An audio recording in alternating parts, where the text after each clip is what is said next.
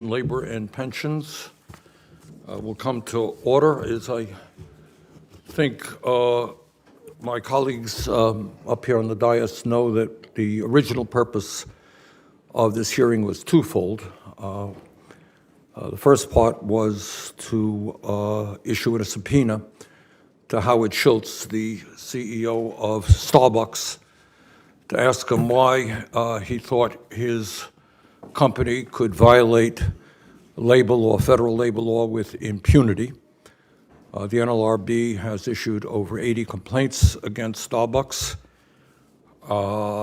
which the company has ignored.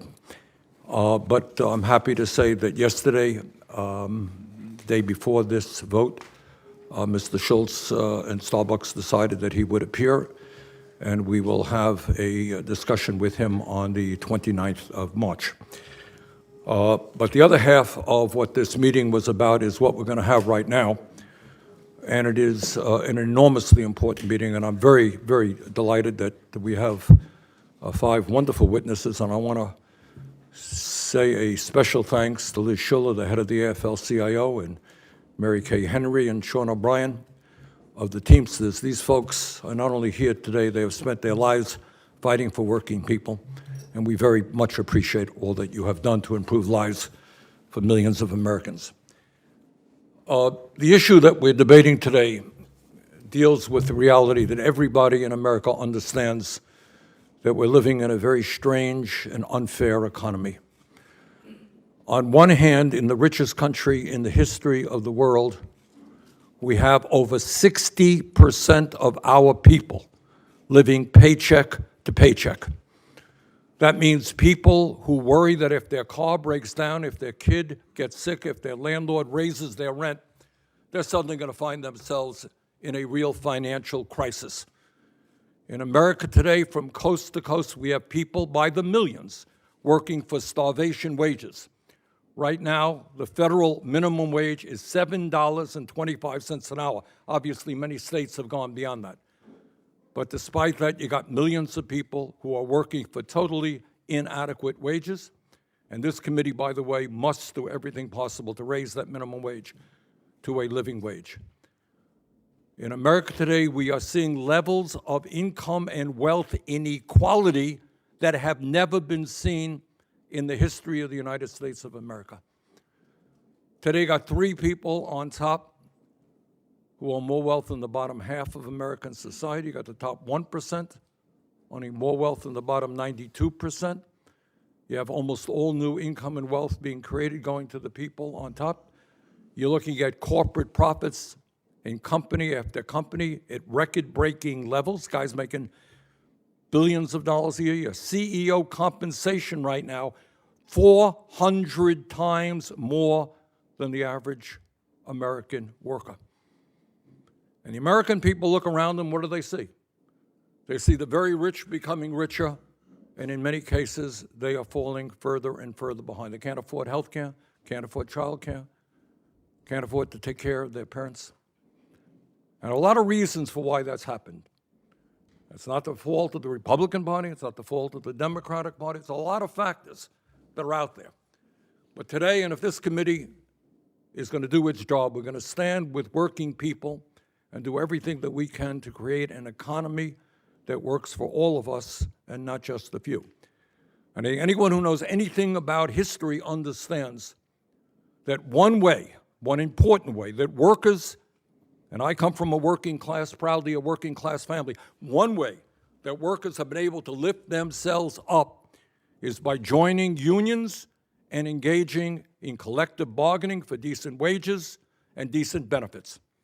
That is one important way that workers have been able to uplift themselves. I want to congratulate our union leaders here today for helping millions of workers do just that. But what we are seeing right now at this moment in history is, despite the fact that the billionaire class have never done better, corporate profits are soaring, we are seeing these very same corporations, and it's not just Starbucks, believe me, pour hundreds of millions of dollars in efforts to make it impossible for workers to exercise their constitutional rights to form a union. You can be pro-union, you can be anti-union. But what we have got to establish today is that workers have the constitutional right to form a union. And what we're seeing in company after company after company, people who want to join unions being fired. We're seeing workers being taken into back rooms and being lectured about how terrible unions are. We're seeing people being intimidated. That is not what is supposed to be happening in America. So the message from me, at least, that's going to go out today is that we are a nation of law, and that even if you are a multi-billion-dollar corporation with all kinds of consultants and accountants, you know what? You are going to obey the law. And in this country, workers have the right to form unions. And we're going to do everything we can to make sure that they can exercise that constitutional right. Senator Cassidy. Thank you, Mr. Chair.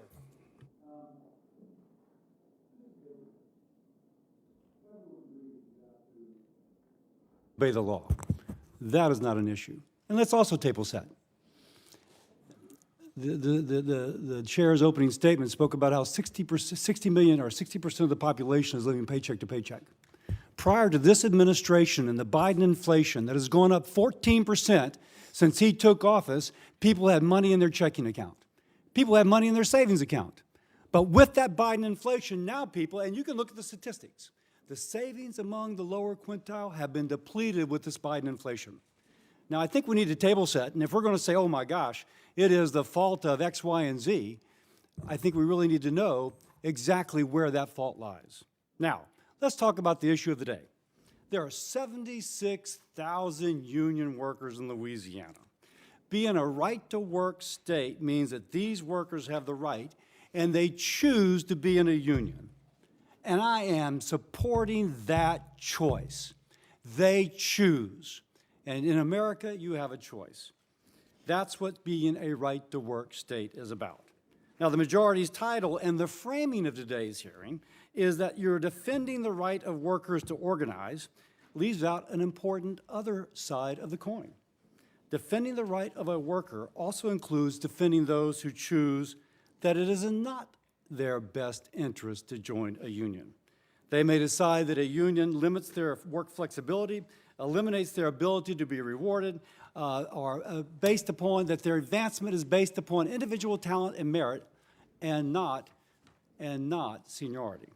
Maybe they just don't want a certain amount of their paycheck going to pay union leaders' salaries, and maybe they don't want a certain amount to disproportionately go to political candidates for whom they do not vote. And I am told that by people who choose not to be in unions.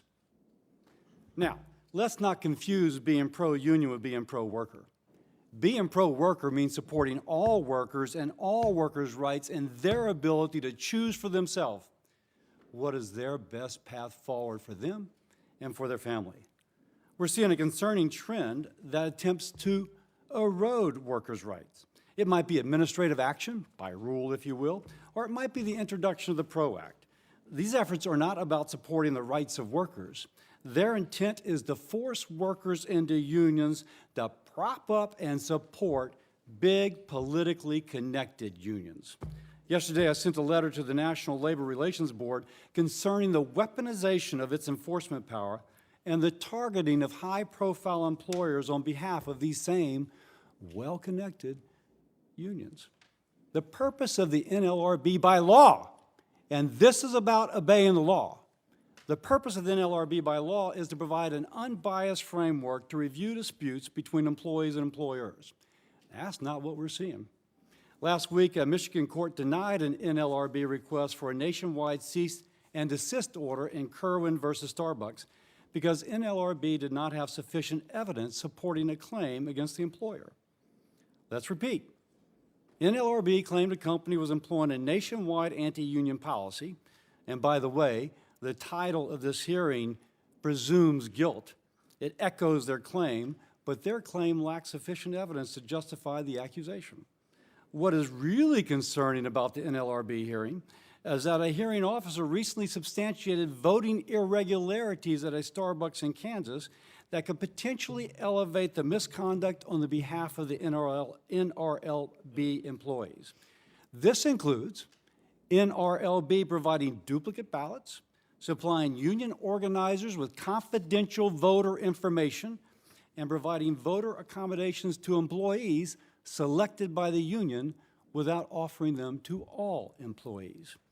These actions are in direct violation of federal law and NRLB written guidelines. By the way, I'm not here to represent a particular company. No one is above our nation's laws, and that includes the NLRB. Today we'll hear a lot about the PRO Act. To make one thing clear, PRO Act is not pro-worker, it's pro-big union.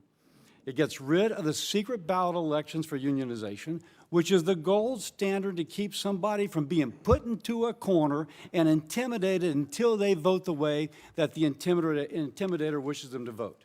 It protects them from retaliation if it goes in a different way. The PRO Act would make workers in my home state of Louisiana and 27 other states vulnerable to forced unionization. If they want to unionize, I'm for them. Let's do it. It is a constitutional right, and we should give it to them. But if they choose not to, they shouldn't be coerced, and they shouldn't be coerced in having a portion of their paycheck taken to go to union activities of which they do not approve. By the way, if workers don't have a choice of whether to join, then the union no longer has an obligation to respond to the views of those whom they represent. And I do think this might be related to the disconnect between what we've seen between the political positions of union members and the political positions taken by their leadership. I ask my colleagues that we not conflate pro-union with pro-worker. We must support all workers, those who want to be in a union and those who do not wish to be. With that, I look forward to hearing from our witnesses. Thank you very much, Senator Cassidy. Liz Shuler is the president of the AFL-CIO, which represents more than 12 million members in 60 different unions. President Shuler is the daughter of a union lineman and got a start as an organizer at IBEW Local 125. And she is a strong fighter for workers' rights, and we're proud that she's with us today. Ms. Shuler. Thank you so much, Chairman Sanders, Ranking Member Cassidy, and members of the HELP Committee. Thank you for holding this hearing today and for inviting me to testify. As was said, I'm the president of the AFL-CIO. We are an umbrella, a federation of 60 unions, 12.5 million working people all across this country, in every industry, in every state, from actors and athletes to bus drivers and electricians to nurses, scientists, video game developers, and everything in between. And I would like to say, as a woman leader, we're the largest organization of working women in the country. Not a lot of people think of us that way. We want all working people in this country that want to be able to exercise their legal right to join or form a union. It's that simple. Because we've seen throughout America's history, unions get results. If you enjoy the weekend, anyone enjoy the weekend? You can thank the labor movement for the weekend. If you get overtime pay, unions got it done. Unions are the single most powerful tool we have to demand fair, just, and equitable treatment of workers. Yet, at this moment, the very fight to form a union is under attack. It's under attack from corporations that made billions in record profits last year, but refused to pay their employees enough to afford rent or groceries. It's under attack from CEOs who have yachts so big they need bridges in ports to be modified, but balk at providing workers in their factories with bathroom breaks. These corporations and executives can buy many things. We cannot let them buy the basic rights of working people. And so today I'm here to bring the voices of workers in this room, and many of whom are in the audience. In 2022, corporations like Starbucks, like Delta Airlines, Alphabet, and Apple posted some of their most profitable years in history. What do workers have to show for it? Well, while pay for corporate CEOs increased over 1,000% between 1978 and 2019, worker pay rose 13.7% over that 40-plus year time frame. It's no coincidence that labor standards have plummeted as the percentage of people in unions has declined in America. Workers face unpredictable schedules, understaffed and unsafe workplaces, and a lack of basic dignity on the job. Unions are the counterweight. We balance the scales. The data is overwhelming. Workplaces with unions provide more predictable schedules, safer workplaces, better benefits.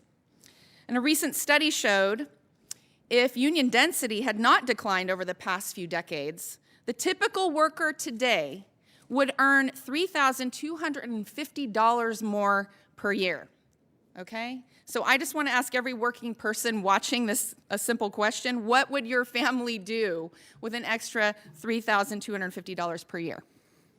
You can imagine. But change is in the air. Workers are energized. They're forming unions in new industries, in places we never thought possible. They're connecting the dots. They're forming unions, and they're seeing that that's how progress happens. The response of companies like Starbucks, the same ones that hide behind progressive values, call their workers partners, has been to turn around and throw a litany of dirty tactics at these employees. And I have to say, I'm so glad that Mr. Schultz has decided to present himself in front of this committee. How many hundreds of thousands of baristas showed up every day for Starbucks in the middle of a pandemic? How many of those workers helped him make vast sums of money? It's the least he can do to show up here and talk about an issue that is so important to their lives. And across this country, employers spend $340 million per year on law firms and consultants to help them intimidate workers. They fire union activists. They hold mandatory anti-union meetings. And somehow the money that companies like Amazon spend on these consultants is not only legal, but it's a tax write-off. It doesn't have to be this way.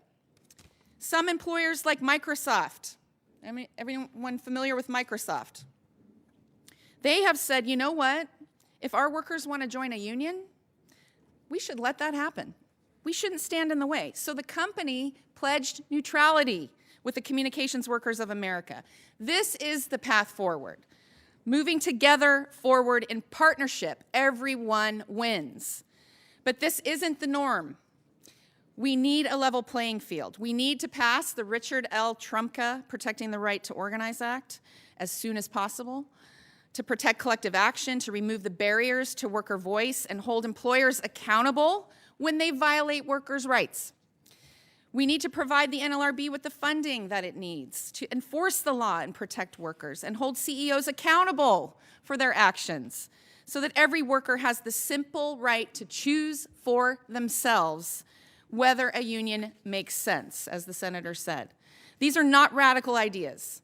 These are simple steps to ensure fairness, and if we fix our broken system, I guarantee you working people will keep coming together in greater and greater numbers, and our movement will continue to grow and fight for the issues that matter not only to union members, but millions of workers across this country. Thank you. President Schuller, thanks very much. Mary Kay Henry is the international president of the 2 million member Service Employees International Union, SEIU. President Henry has been a champion for fast food, service, and healthcare workers for decades, most notably leading the fight for a $15 an hour minimum wage. President Henry, thanks for being with us. Thank you, Chairman Sanders, and thank you, Ranking Member Cassidy and members of this committee for holding this hearing. I'm honored to be here today as the International President of the Service Employees International Union, representing the 2 million members who work across the service and care sectors. This hearing is both urgent and timely because the deck is stacked against working families all across this nation.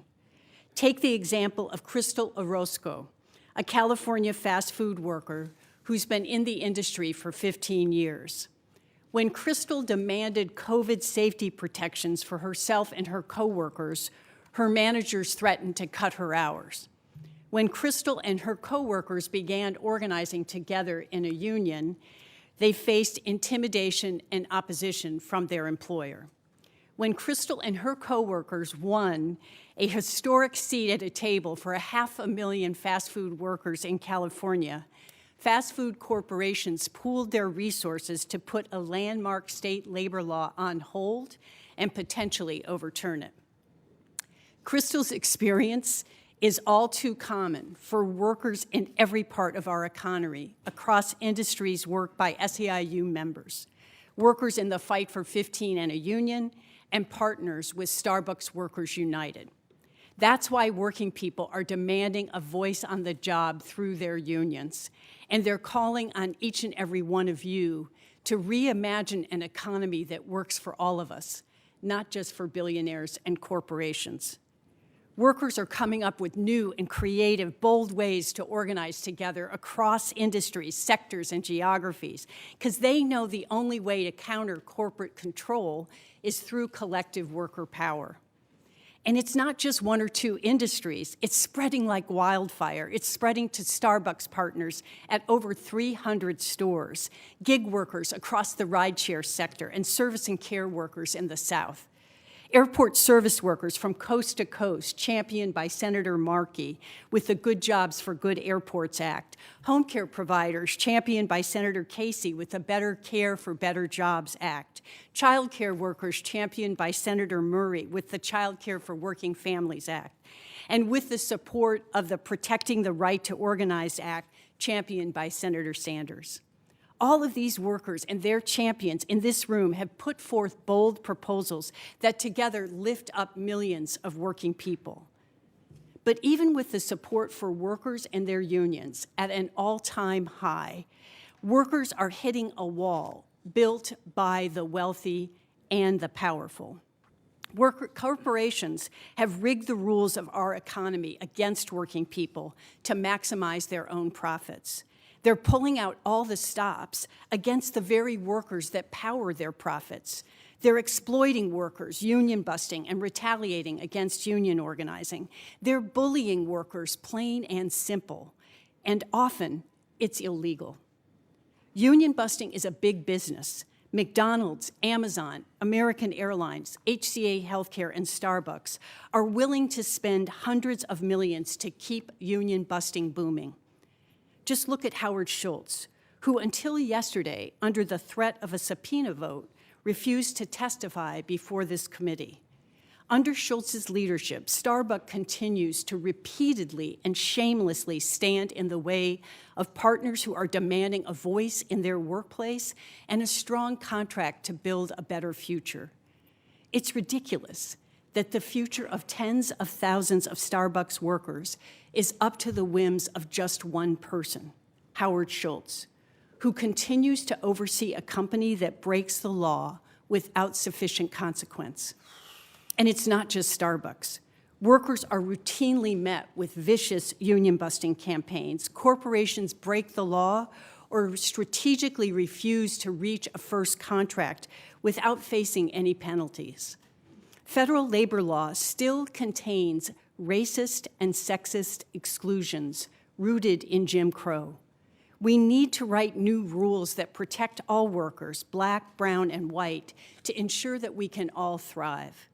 And it's time for elected officials to heed workers' demands.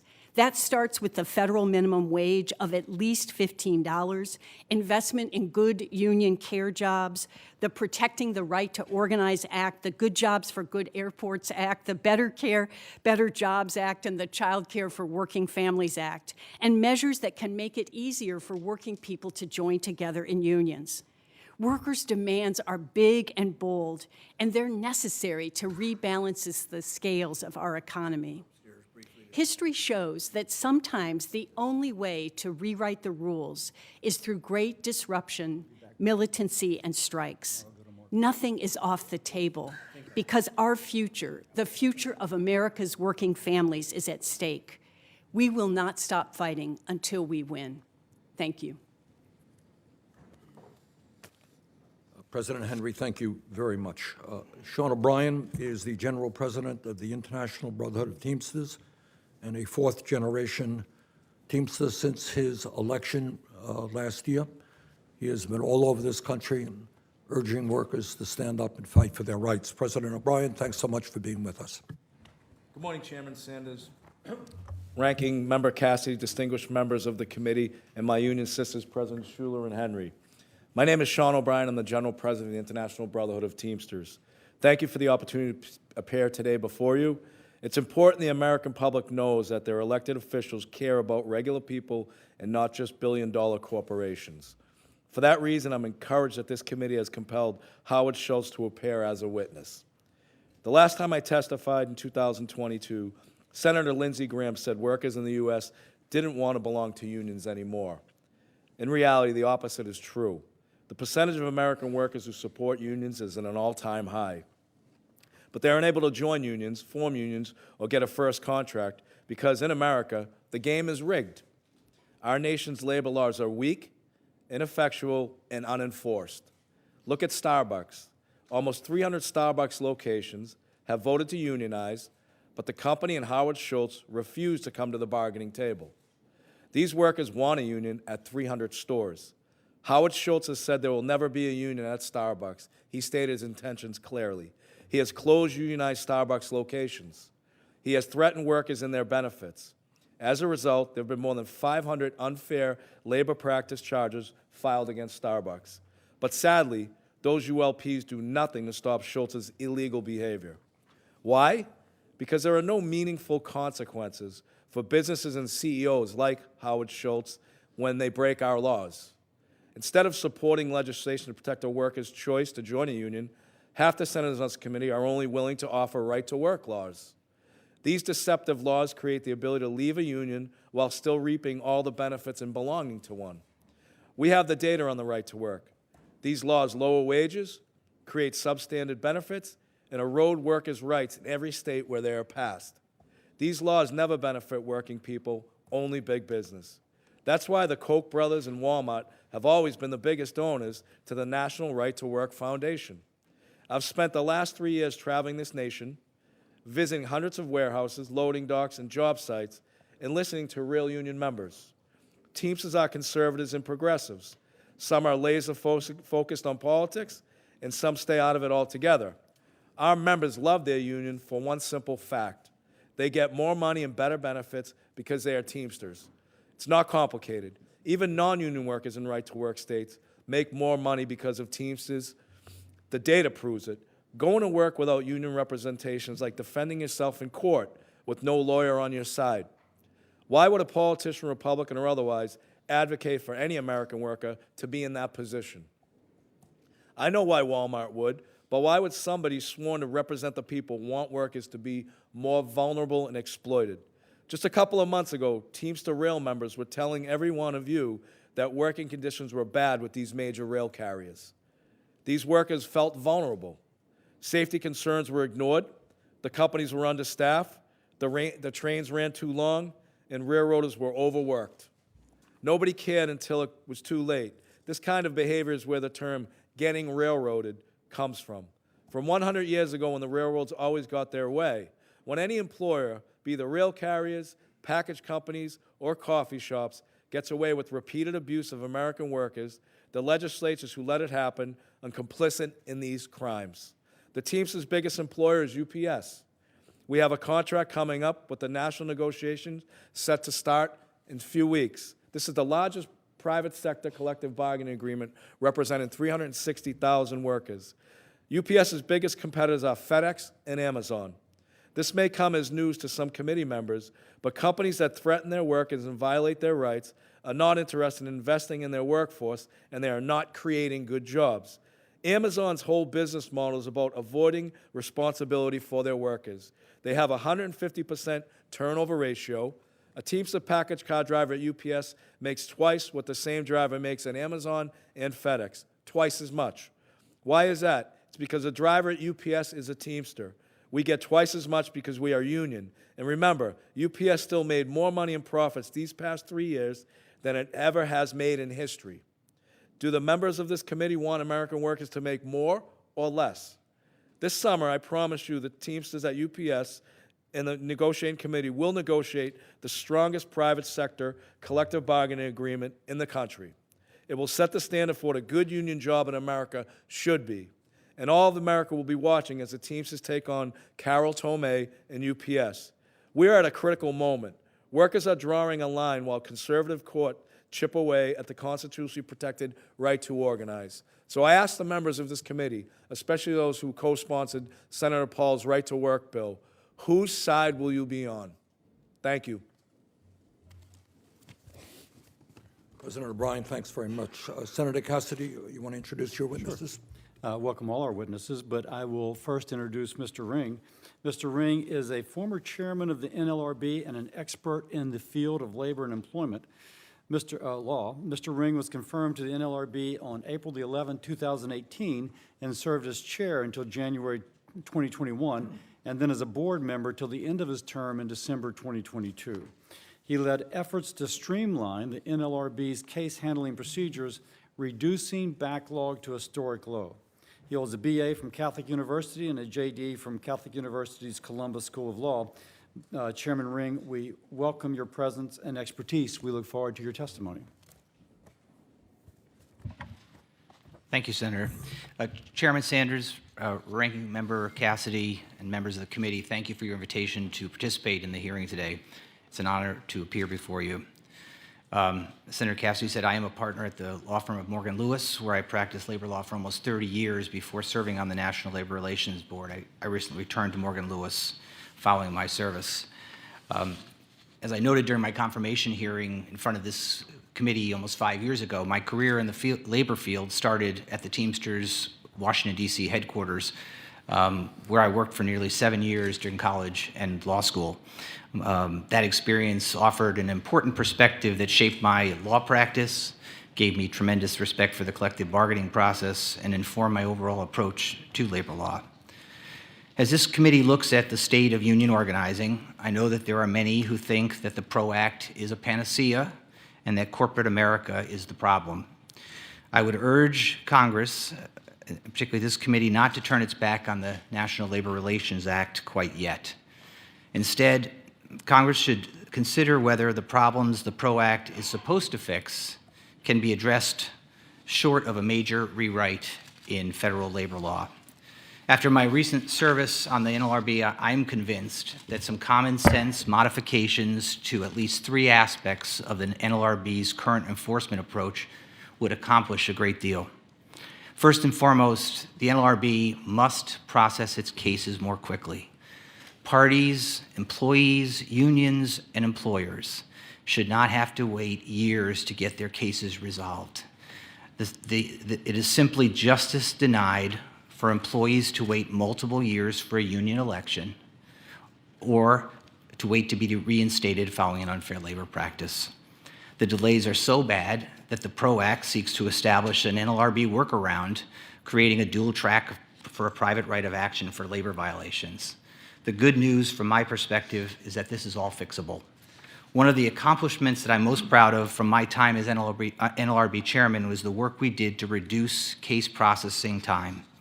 When I arrived at the NLRB in 2018, there were cases that had been pending for almost 10 years, and many were 3 to 5 years old.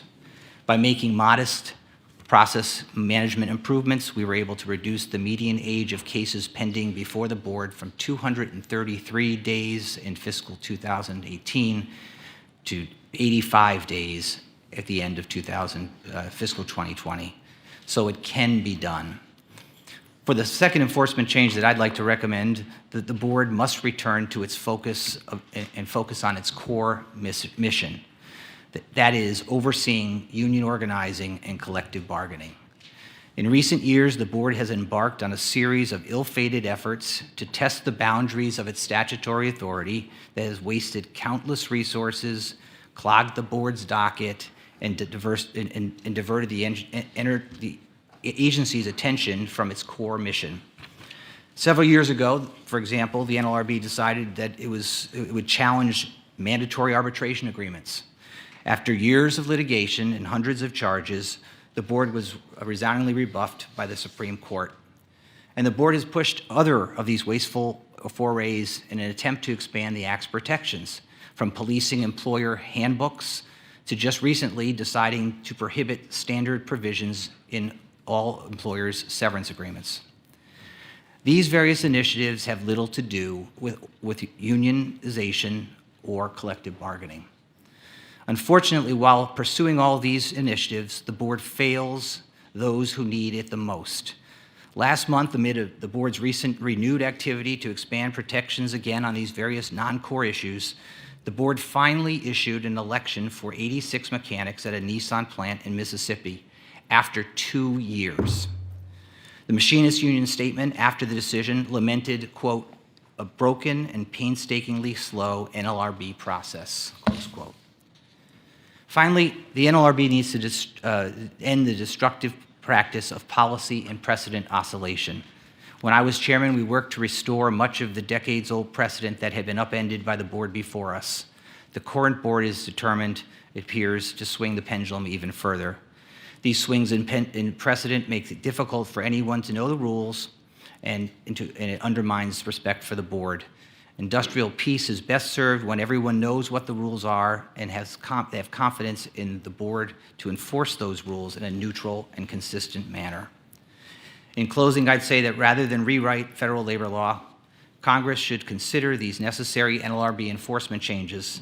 Not only are they eminently doable, these changes avoid the PRO Act's sweeping and far-ranging impacts, particularly on employee-free choice, basic democratic rights to a secret election, and free debate. I appreciate the opportunity to be here with you today. Mr. Mix, get to introduce you, sir. Mark Mix is the president of the Right to Work Committee and the National Right to Work Legal Defense Foundation, a position he has held since 2003. For decades, Mr. Mix has been a stalwart defender of workers' rights and independence, providing legal assistance and protection for workers against abuses of forced unionization. Mr. Mix holds a BA from James Madison University. Thank you for being here, and I look forward to your testimony. Thank you, Senator, and thank you, Senator Sanders, for the opportunity to appear here, Senator Cassidy and other members of the Senate. I am Mark Mix. I've been the president of the National Right to Work Legal Defense Foundation for 20 years and the National Right to Work Committee for 20 years. I've been working in the right to work movement for 36 years. Grew up in a small town with more cows than people. My stepfather was a International Association machinist member for 32 years. Grew up in a union household in a union environment in America, and it wasn't until I understood what labor law looks like as it compels workers, going back to the 1930s, to join and associate with an organization. Senator Sanders, you talked about constitutional rights and the constitutional right to organize. I mean, surely you're talking about the NAACP versus Alabama case in 1958, where the First Amendment was basically defined as being the right to associate, but also the right not to associate. And yet labor law, written back in 1935, talks about all of these flowery things, but in Section 7 of the Act, it says that workers have all these rights, and they have the right to refrain. And if there had been a period at that moment, we probably wouldn't be here today, because that would have given workers the choice under the National Labor Relations Act to refrain from union activity. But it didn't. It went on except to the extent that a worker can be compelled to pay dues or fees or join a union at that time in order to work or get or keep a job. So the constitutional right comes with the right to associate and so it presupposes the right not to associate. But yet labor policy and the policies that are pushed by, unfortunately, the National Labor Relations Board and legislative bodies across the country continue to rely on force as opposed to voluntarism. And you know, it's an interesting story when you think about the origins of the union. Samuel Gompers, the founder of the AFL, in his final speech in El Paso, Texas in 1924, when you were getting ready to come to Congress in 1926 for the Railway Labor Act and imposing the federal imposition of unionization on railway employees across the country, Gompers gave his final speech saying, "The workers of America adhere to voluntary institutions.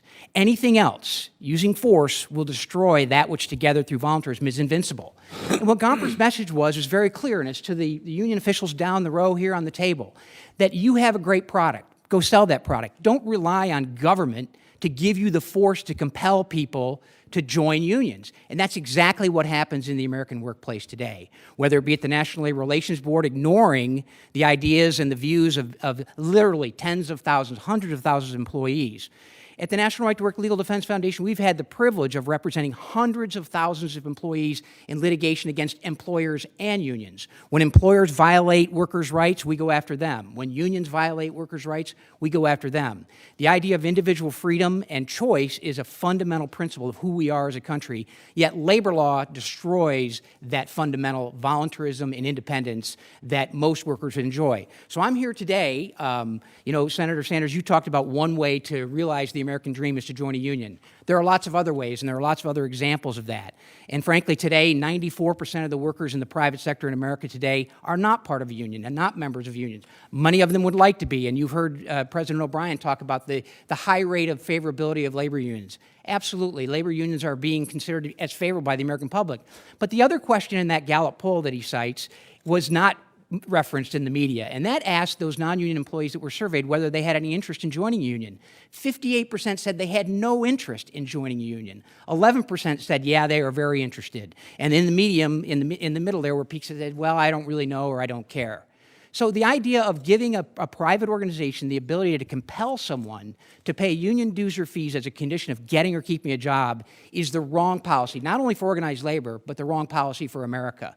Giving workers a choice whether or not they want to associate, but yet the labor policy of this country, once a majority of those voting in a workplace can bind and compel people to associate with a labor union. In regular business law, we know the elements of a contract include, a meeting of the minds. It means no duress. It means it must be legal and there must be consideration. Labor law in America today and since 1935 has stood that basic agency relationship on its head by allowing a private organization to compel workers to associate with them and accept their representation, even though they didn't ask for it, didn't want it, and may not even be interested in it because it hurts them. There are lots of opportunities to explain how a union collective bargaining agreement can hurt the very worker that it claims to represent. And union officials here don't ever recognize that. Somehow they know better than any individual worker in the workplace about what's right or wrong for them. I disagree with that. The right to work principle is a very simple principle. I would encourage you to support Senator Paul's bill, Senate Bill 532, that doesn't add a single word to federal law, not one.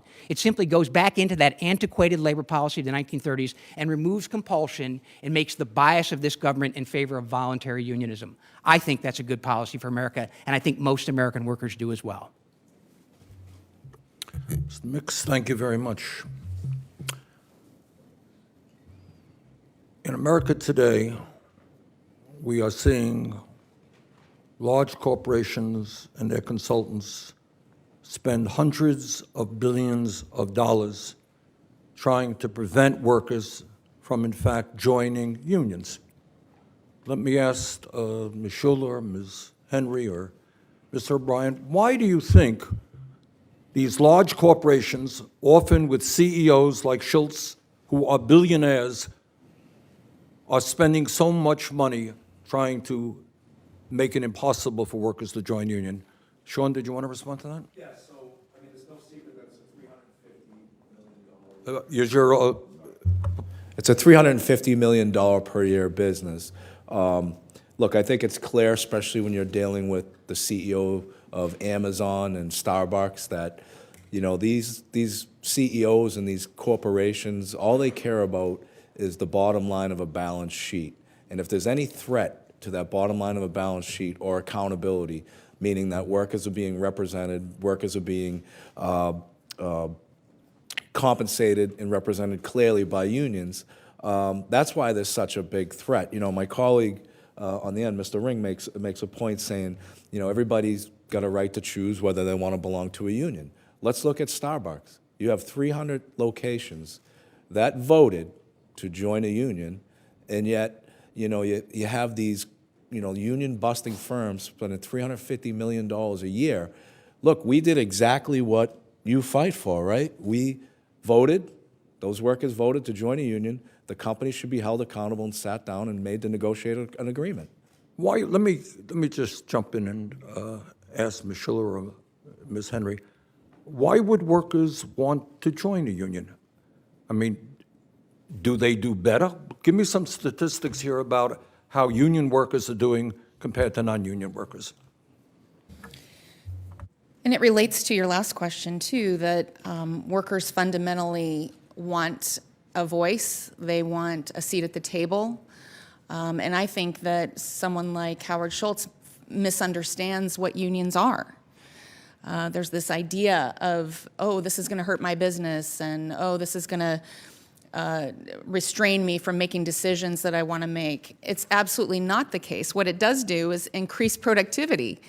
It increases longevity and predictability for your business, because when workers are satisfied and they feel like they have a seat at the table, they're heard, they make better wages and have health care benefits, they're going to be more productive employees and make your business do better. We all want to win here, right? And I think there's a misunderstanding that unions want to see businesses fail. That is absolutely not the case, because when businesses fail, we don't have jobs, right?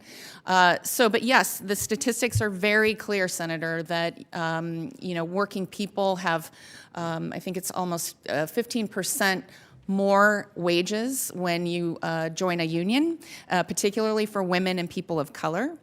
That adds up over to a lifetime, not to mention the having health care benefits, retirement security. Let me ask, Ms. Henry, SEIU, I know, has been very active in trying to organize low-wage workers in the fast food industry, the service industry. What does it mean to a worker who's making starvation wages when they're able to join a union? It means a shot at a better life for themselves and their children.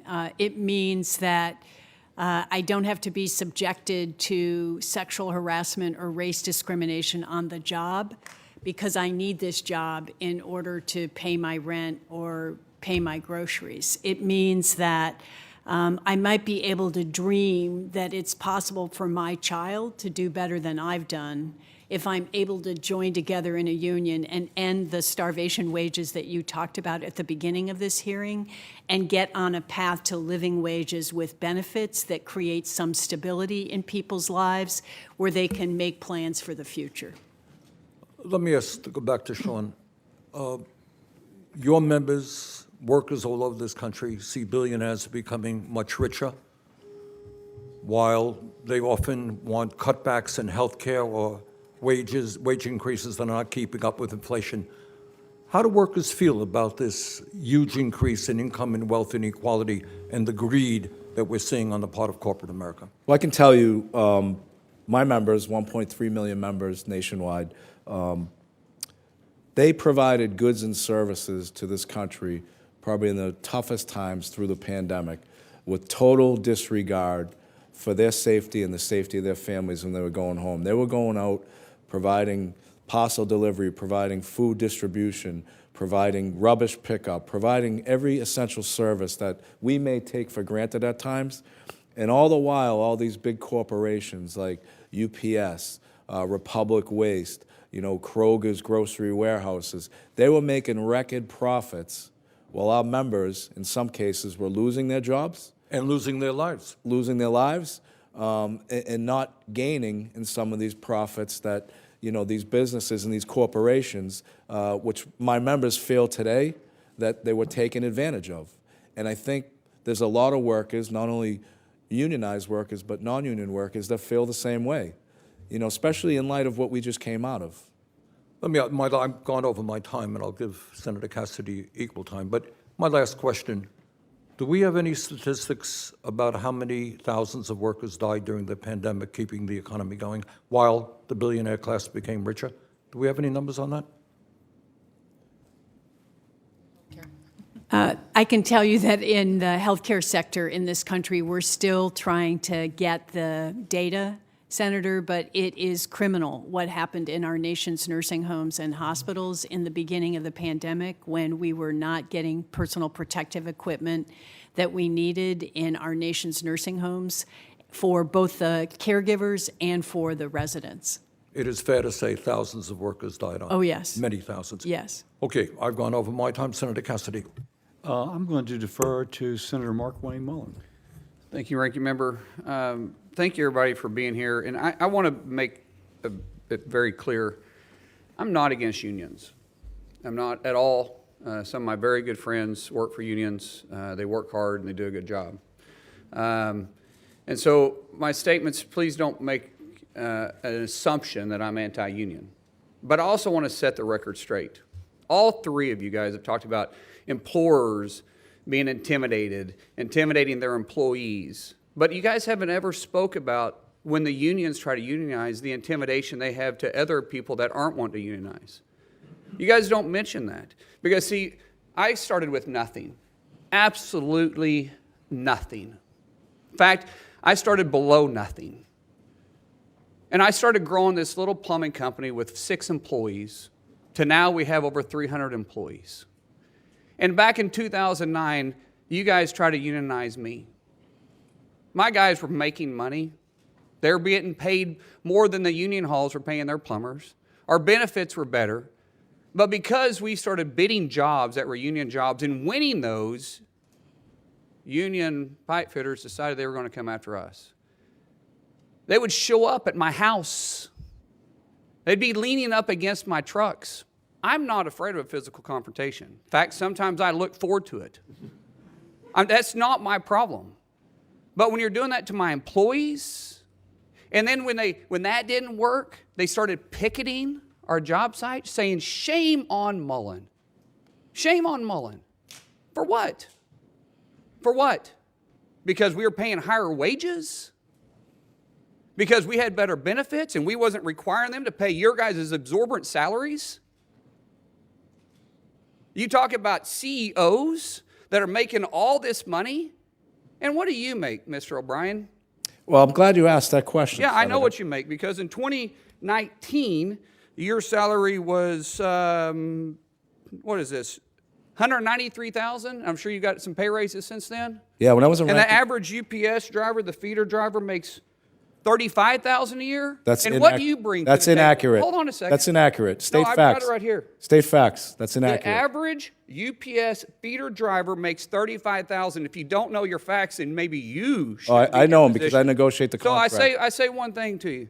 What do you bring for that salary? What do I bring? Yeah. What job have you committed, or have you started? What job have you created? One job, other than sucking the paycheck out of somebody else that you want to say that you're trying to provide because you're forcing them to pay dues? And No, then- we don't force Hold anyone on. Senator, to you've pay asked the dues. You're out of question. line, Let him man. answer Actually, the I haven't, question. and don't tell me I'm out You of are line. out of line. Don't tell me I'm out of line. Well, you frame. Don't tell me. You I'm frame. making a You statement. frame. You Sir, frame the statement you need like to a shut tough your guy. mouth Yeah. because you don't know You're what gonna tell me to talking shut my about. mouth? Yes, Yeah. I did. Hold it. Yeah. Hold it. Yes, I Tough did. guy. I'm not Senator, afraid of physical. You Senator, don't have hold to be, it. but don't sit there and tell me I'm out of line. Senator, you made a statement. You asked the question. I didn't ask a question. You did. You did. I answered the question. You asked the question about how Well, it much was money you made. rhetorical. Let him answer. It was a rhetorical Well, question, you sir. may think it's rhetorical. It was Sounded to me rhetorical. like a question. Let him answer the question. I'm not yielding my time to him. So if you're going to let me keep my time, that's fine. You'll have your time. Let him. You ask your a question. question. He has So- a right to answer that. As far as my salary goes, my salary, if you follow me around, I actually look at this building. I bet you I work more hours than you do, twice That's- as many hours. that's impossible, but- No, that's true. Sir, you don't even know what hard work is. You Secondly, wanna follow my schedule, Secondly, I'll do it in please a follow. minute. Secondly, UPS feeder drivers, and you can quote Carol Tomei, who quoted this, they make $93,000 on the lower end. Some of them said making feeder drivers. $150,000. I said feeder drivers. Feeder drivers, tractor trailer drivers. Some of them making $150,000 per year. Some of them do. And I don't most of them disagree ma- with that. most of them After make you've been over- there most of four- them- after you've been there 4 years. Most of them make over $1,000. Okay. Most of them make over $100,000. So reclaiming my time, I go back to the whole fact that, sir, you haven't created a job. We haven't? You haven't been there. You haven't. Sure we have. You haven't. Sure we have. Tell me one job that you created. What are you talking? Be specific. You're Like, an what do you mean? employer? No, we're not You an employ employer. people? No, but you know it's funny. So, no, we, then we hold on, create then we that's create not creating opportunity. jobs. We create opportunity because we Sir, hold that's we not- hold greedy CEOs That's like yourself not- accountable. You call me a greedy CEO. Oh yeah, you are. Hilarious. You want to attack my salary? I'll attack yours. What go did you ahead. make? What did you make when you owned your company? When I made my company, I kept my salary down at about $50,000 a year because I invested every penny into it. Okay, all right. You mean you hid money? No, I didn't hide. Oh, Oh, hold on a second. okay, go ahead. He said that's out of line. You said right, I we're was e- out of we're line. even, we're even. We're not even. We're not even close to being even. You think it's smart? You think you're funny? No, you're you not. You think you're funny? No, I never said. Did I You smile? frame Did I laugh? your opening Hold on, statement. hold on. Let's. You frame your opening right. statement No, saying you're a tough Senator, guy. continue. This- Senator, Please this continue is your behavior, statements. But sir, this is, I think it's great that you're doing this because Me too. this shows their behavior on how they try to come in and No, I- unionize a shop. No, it's and they just- say about intimidation, and it's not about intimidation. This it's may not the show your employee's behavior support. here. But stay on the issue, please. The issue is, if you're really for the employee, then why are you against right to work? Why are you against private ballots? If you're really about the employee, let the employee make the choice. I'm not anti-union, but when you don't want to have a private ballot, that's not intimidating? That's not intimidating? Why wouldn't you want a private ballot? That is intimidating the employee. If you don't want a right to work state, don't force somebody to pay dues to an organization they may not agree with. Don't force somebody to do something they don't want to do. That's called employee choice. If you want to be part of a union, God bless you, be part of a union. I have no issue with that. But don't sit up here and say that an employee is the one that intimidates their employers are intimidating their employees not becoming a union. Okay, Senator, That's not thank accurate. you. Thank you very much. Senator Murray. Well, thank you very much, Mr. Chairman. I actually would like to start by recognizing how much progress that we have made as a country in recovering from the pandemic and building a stronger and fairer economy. But there is still a lot of work left to do to make our economy work for everyone, which is why I was proud to introduce the Richard L. Trumka Protecting the Right to Organize Act again this year, along with Chair Sanders, because this bill will really help hold employers accountable when they violate labor law. I wanted to ask President Schuler, President Henry, President O'Brien, can each of you give me an example of how the PRO Act would help workers organize? And President Schuler, I'll start with you. Thank you, Senator Murray, and thank you for the question, because I think what we're talking about, if we can all refocus, is, yes, the ability for workers to freely choose to form a union in their workplace, and when they do, to have the law on their side. And the PRO Act actually would create real penalties for employers who violate the law, because I think that's what we're seeing now is once workers stand up and take the risk, and there is a lot of risk involved. It takes an act of courage to form a union these days because of the retaliation, the harassment, and the firing. But when they do and they form a union successfully, if employers break the law along the way, they should be penalized with real financial penalties instead of just a slap on the wrist. Because right now, companies are just, it's a cost of doing business. You know, they hire the union busting consultants and they just bake it into their business model, you know, so there's no deterrent for them to break the law. So the PRO Act would change that. The PRO Act also would have give workers access to the back pay, the reinstatement, kind of the notice and posting requirements to show other workers that taking the risk is worth it, that they're not going to be penalized in a way that's going to hurt their livelihoods, which is what's happening right now. And right now, you actually get a bigger fine for violating fishing laws in many states than you do for busting unions. So, President Henry. Thank you so much, Senator Murray. In the case of Starbucks, if you take what President Schuler just outlined, the hundreds of unfair labor practices that have been filed against Starbucks for closing stores, firing workers, changing schedules, targeting union leaders and pulling them into the trash alley behind the store and raking them over the coals about why they're public for the union, there would be penalties for all of those behaviors that we wouldn't have to wait over 14 months to have a ruling on. And even as Starbucks had the most egregious violations issued from the NLRB just last week, the next morning, CEO Howard Schultz was on CNN saying the judge got it wrong and they intend to appeal. And the PRO Act will help speed up the process, as we heard from Mr. Ring, as needing a quicker process. And then the other thing the PRO Act does is for Crystal Orozco, the fast food worker who I told the story about, it holds the joint employer accountable, which is a huge step forward for the 4 million fast food workers in this country, that McDonald's, Wendy's, and Burger King would be held accountable for what happens to workers, just like they are for meat and potatoes and ketchup and napkins of the franchisees.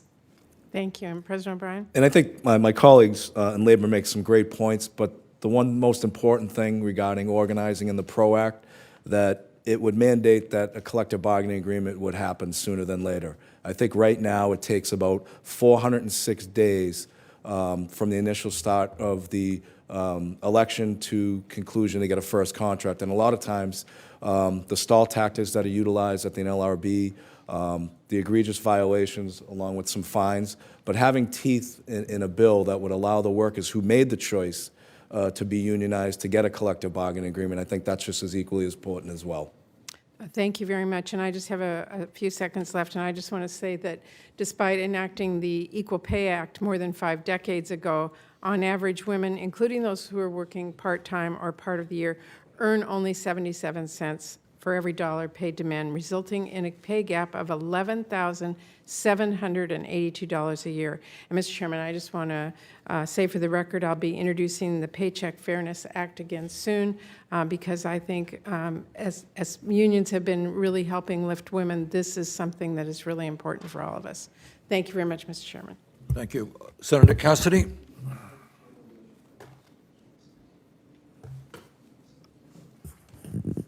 I'm going to defer to Senator Murkowski, and I'm going to go vote as she asks her questions. Mr. Chair, Ranking Member, thank you. Interesting conversation here this morning. I wish that we could have conversations about union versus non-union in a way and a manner that is not so acrimonious, not so hard, not so charged. I absolutely believe that it's important that we have unions. Alaska is a very strong union state, great workers, great contributors to our economy, and bringing good paying jobs. We're in a tough place right now as a state. We have had 10 years of net out-migration.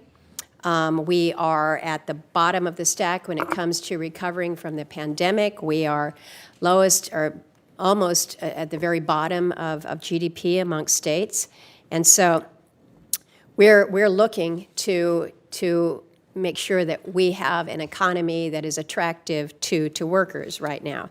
I think we know that private sector unions thrive when the economy is growing, when the labor market is strong.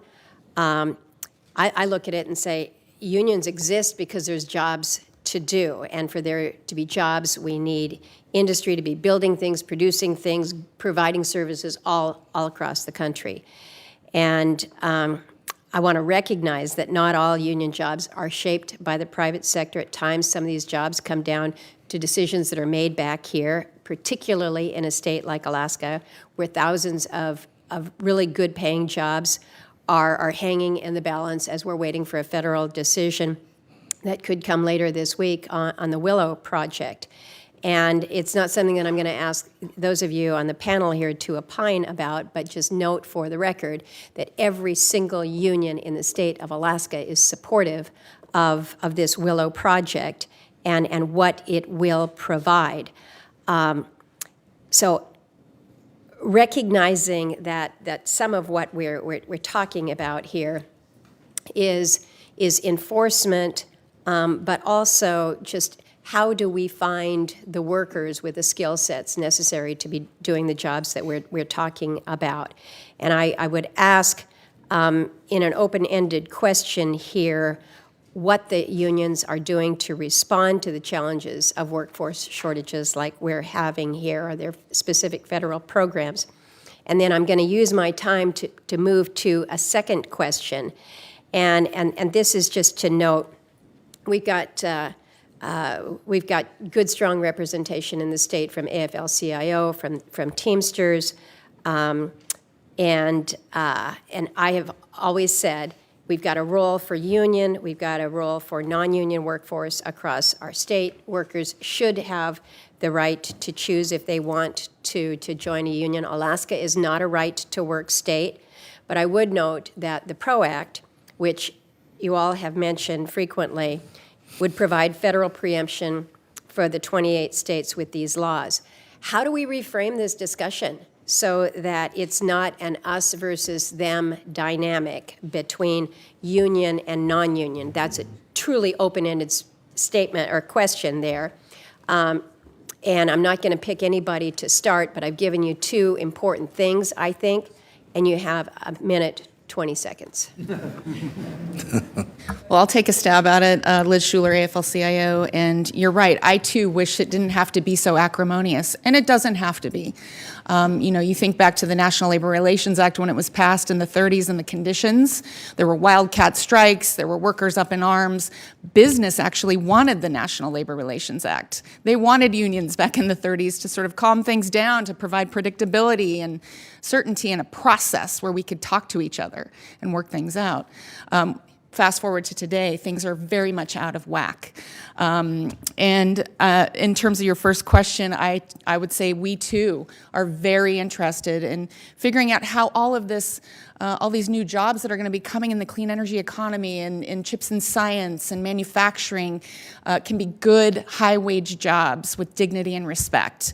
And we are used to dealing with this, right? In the labor movement, we've been training workers for over 100 years in partnership with our employers to provide predictability and certainty and a talent pipeline. No pun intended with Alaska, but it's essentially the labor movement can be the bridge and the center of gravity for making sure we have that workforce that we need to tackle the projects of the future.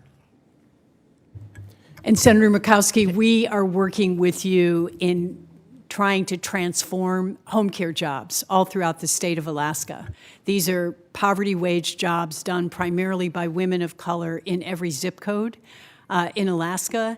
And joining together in unions have allowed those jobs to become living wage jobs at an $18 an hour wage with health care and the beginning of a retirement for the first time just across in Washington state. And so that's a very concrete way, I think, that we can come together as working people and government together with employers to raise wages and create good jobs all across the economy. Thank you. Senator Baldwin. Thank you, Chairman Sanders, and thank you for holding this hearing. This topic is so important to me and people that I represent in the state of Wisconsin. As President Biden implements programs authorized by the Infrastructure Law, the CHIPS and Science Act, the Inflation Reduction Act, I have been pleased that he is following the will of Congress and ensuring that the money spent on those programs will support high-quality American jobs. President Biden is delivering the message that we intend to make things in America again. That's right. In Wisconsin, we've prided ourselves not just on the quality of the products we make, like ships, engines, beer, and batteries, but also the quality of the jobs themselves, which often pay good wages and offer generous benefits, and that were hard won through collective bargaining. However, I'm disturbed by a trend that I'm seeing. This trend is illustrated by two battery production facilities in Fenimore and Portage, Wisconsin. The facilities are now owned by Energizer after the company acquired them in a 2018 merger with Spectrum that consolidated the battery market. The 600 workers at these facilities are Teamsters. They are President O'Brien's Teamster members. In October, Energizer requested that the Department of Energy use funding from the Infrastructure Law to support R&D into microbatteries so that American companies like Energizer can maintain a leadership position in battery manufacturing against foreign rivals in China. Just a few weeks later, Energizer notified the Teamsters at the two Wisconsin facilities of its plans to move these jobs to non-union facilities in the U.S. and foreign facilities in Asia. It seems to me that when seeking support from the government, these billion-dollar corporations talk up their American facilities and workers. All the while, some of these corporations, like Energizer, are making plans to move a union facility to a non-union state or a foreign country. I often hear from executives that these decisions they're just business, right? And that the company, or perhaps its well-compensated consultants, have calculated that closing a union facility will add value over the long term. After seeing the impact during the pandemic of our long supply chains and the costs associated with moving work to low-wage foreign countries, I'm certain that these consultants have their math wrong. We need to change these corporate calculations, and it begins with increasing oversight of our federal labor and antitrust laws and our federal contracts. I hope that Chairman Sanders will join me in that oversight, because the greatest value that a company generates comes from the labor and the ingenuity of its workers. And unions provide the job security and wages necessary for workers to develop the skills and the institutional knowledge that are the bedrock of innovation. The American people should not have to subsidize billion-dollar corporations that ship jobs overseas or close union facilities just to add pennies to next quarter's earnings per share.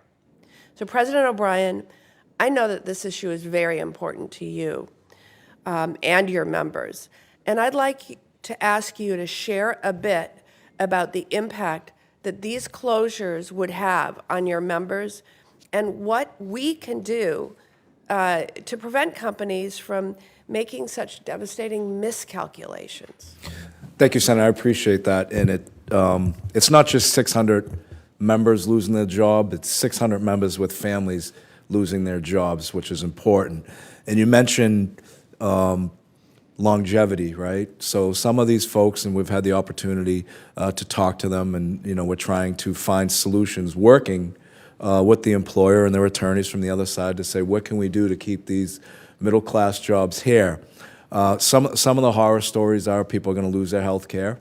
They've been there so long, they don't have any other skills. And their pension, there's a lot of jobs out there that don't provide pensions. You'll hear a lot of people say, well, we have a retirement program, a 401k. I think if we looked at our 401ks over the last 6 months, I think 33% of your net worth was lost due to the market. So that's not an attainable goal when you're 50 years old or 60 years old and you can't get your pension anymore. What can we do? I think we have to, revamp some of these laws, especially where companies like Energizer are closing down a union facility, seeking lower wages, lower conditions in non-union facilities in the United States, but also sending that work to India, where we could actually do and reinvest in these workers in this country. I think there's got to be some sort of checks and balances that don't allow corporations to do such things. So I don't have the answer to that. Unfortunately, I don't pay attention to bottom line of balance sheets at this point with Energizer. I'm more concerned what's going to happen to those 600 workers and their families moving forward. And I think we've got to collectively work together to try and find a solution to keep those jobs here. Thank you, Senator Boland. Senator Marshall. Well, thank you, Chairman, and I'm honored to be here today. Welcome to all of our panel. Believe it or not, I grew up in a union town. I remember the local union sponsoring a baseball team. By the time I was old enough, probably 17, I was working out at the oil refinery, a high school, college student, beside those union workers, and have nothing but good things to say about them. I was making $6 an hour, a great wage for a 17-year-old. The union workers were probably making 30. I was doing the same job they were. I got some of the dirtier jobs.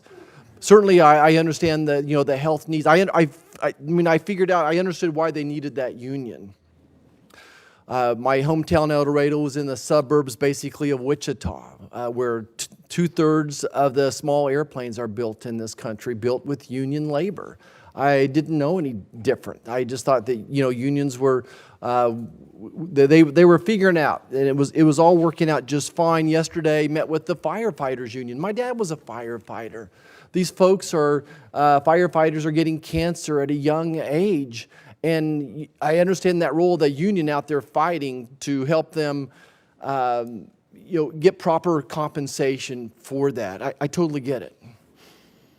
I was proud to stand up and fight for my unions when there was the irresponsible vaccine mandates and my union workers. That's the only time the union workers ever complained to me was over this vaccine mandate. Otherwise, the process in Kansas seems to have a good relationship between management and unions. At the same time, franchises are home to Wichita as well. Wichita, Kansas, home of Pizza Hut, home of Freddy's, two very successful franchises as well. I can think of no other model that's helped minorities, women, and veterans have an opportunity to become small business people. So it's this balance that we're trying to find. And I think of my model as a physician, above all, do no harm. And my question about the PRO Act is, does it do harm? Does it hurt one more than the other? So I'm going to turn to Mr. Ring and ask that, look, franchises are a huge part of our Kansas economy and have a very different employer model than other businesses. Can you elaborate exactly what would happen to the franchisee relationship if the PRO Act were enacted? Same with franchises and their workers. Sure, Senator. The issue raised is really comes to this question of the joint employer standard, something that has been debated in labor law for a long time. The standard was in place for decades, and most of the United States and the franchisor model grew up under that standard. Before the Obama era board changed that standard and made it much easier to hold two employers responsible for the same workforce. When I was chairman, we issued a rule through rulemaking to return the standard to what it had been, and we thought that was the right way to do it through a rule. We were able to solicit comments and get input from all facets, all industries, and currently, the current NLRB is now looking at changing that back again. The PRO Act would do even more harm, as far as I'm concerned, in terms of the joint employer standard. It would essentially remove any impediments to a joint employer relationship and simply say that if you do business with another employer and you have any kind of reserve or contractual interest and control over that other business, you're a joint employer. Okay, I need to move on. I'm sorry. Mr. Mix, I wanted you to answer the question, but I'm going to run out of time. Very briefly, would this harm the franchise model? Well, I think so, but more importantly, it would harm the status of the right-to-work status of Kansas. I mean, I was briefed before the hearing today to say that the PRO Act doesn't repeal right-to-work laws. It just allows for negotiation over union security agreements, which are basically the compulsion to pay dues or fees or lose your job. So it would make a radical difference. And then the idea of the joint employer, I mean, let's say that you're a company that uses a landscaping company to mow your yard, and you have control over when they show up. How do we determine whether or not they're now a joint employer as it relates to unionization? Right. Lots of questions about that. And, right. And to your franchise model, you're absolutely right about that. That's created more millionaires in America than anything else, probably. Well, I appreciate the testimony. And Mr. Chairman, again, I would just conclude by saying, in Kansas, we have a pretty good relationship going on that allows the franchise model. It allows the unions. I'm concerned when the federal government gets too involved. If it ain't broke, don't fix it. I don't think it has to be one way or the other. I think my union workers, what they're most concerned about today is inflation and the safety and security of their families. And that's what my focus is going to be, to help the union workers in America. So thank you. Thank you, Senator Marshall. Senator Hassan. Thank you, Mr. Chair and Ranking Member Cassidy, for having this hearing. Thank you to our witnesses for joining us today. It is really great to have the presidents of three of the nation's largest unions together to discuss the important role that unions play in our economy. And I'm looking forward to working in this committee to advance priorities for working families in New Hampshire. And this hearing is a really important part of that effort. One big step we could take to help workers would be to pass the Protecting the Right to Organize Act. And I look forward to working with you and your members to get that done. I want to start with a question to you, Ms. Schuler. According to a recent report from the U.S. Government Accountability Office, women earn about 82 cents for every dollar that men earn. The Paycheck Fairness Act, led by Senator Murray, aims to eliminate this gender pay gap. Your written testimony highlights the fact that wages for women who are represented by a union are higher than their non-union counterparts. How have unions been successful in narrowing the gender pay gap? I always say if you want equal pay, join a union. Because the data shows women do better. With collective bargaining, pay is transparent, because that is one of the biggest issues, right? Is that often we don't know we make less. So with a collective bargaining agreement, everyone knows what everybody makes, and you make the same for, depending on your skills and experience. We also know that women have health care and retirement security, which is such a big deal for women. Particularly, we know they live longer, right? And so we know that when women come together with collective bargaining, they also have a mechanism to face down harassment and discrimination and to fight back without fear. Because you can stand up and have your voice heard and not fear that you'll be fired because you have your union there to protect you. So I think overall we can fairly say that women do better when they're in unions. Well, I appreciate that. I still remember talking with a constituent in a union hall. She had just finished her training to become, I think it was an electrician, and she was talking about how being supported by the union, trained by the union, enabled her to actually support her family on 40 hours a week, and how proud she was of that. So thank you for the work you do. Mr. O'Brien, in New Hampshire, I frequently hear from small businesses that they struggle with workforce shortages and that they need more skilled workers. Last year, following advocacy from me and my colleagues, the administration announced additional funding for programs that give high school students real work experience and help them make progress towards industry credentials. So can you discuss the impact of programs like these and the important role that unions play in them? Well, I think it's important that not everybody gets an opportunity to go to a four-year college. Right. So I think, we've been promoting, and I think collectively with yourself and many other legislators like yourself around the country is promoting in-school trainings for apprenticeship programs, going to the high schools, talking to these folks, because I think we all have a concern that there's going to be a worker shortage with all this work coming up. But more importantly, when we get into these schools and create these programs, we're able to educate the prospective union members on what it is to be in a union, what it means, so they're getting, a perspective on, why they have the wages, why they have the conditions, why they're going to be able to have a career in a middle-class lifestyle. But not only are we doing that on a high school level, last week alone, and I wish Senator Mullins didn't run out of here, we created 1,000 jobs partnering up with United Airlines, where we are taking low-wage earners that are entry-level, giving them an opportunity through an apprenticeship program to better their wages, their benefits, but also to give them a career path to a higher middle-class living. So it's not just focusing on, the apprenticeship programs out of high school, but it's also partnering up with the employers to facilitate their needs, their employees, to create these programs to give our members that much more opportunity and a better life. Well, thank you for that. And I want to follow up with Ms. Schuler on a theme you just hit, and it's a theme that you discussed with Chair Sanders, too, as I understand it, Ms. Schuler. Companies can work collaboratively with unions to be more responsive to employer needs and spur innovation in workforce operations. In your written testimony, you say that there are employers who recognize that workers having a voice through a union is an asset, not a liability. What positive outcomes have these companies seen because of this collaboration? Positive outcomes just like the ones Mr. O'Brien talked about.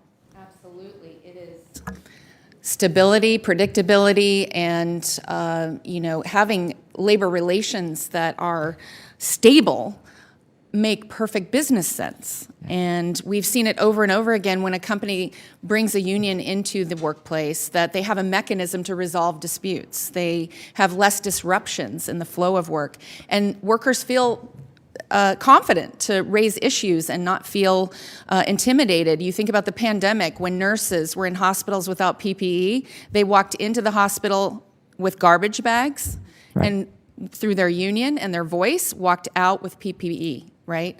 So I think there's example after example that we have predictable schedules, we have better wages and benefits, when workers have a seat at the table and they can actually bargain for their fair share. Thank you very much. Thank you, Mr. Chair.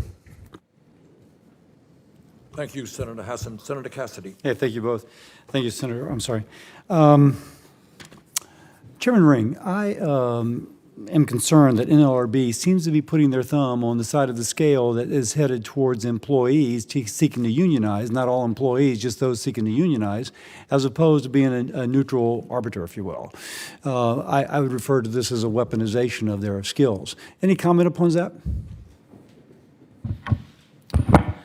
Well, I will just say the NLRB should be a neutral arbiter of labor disputes.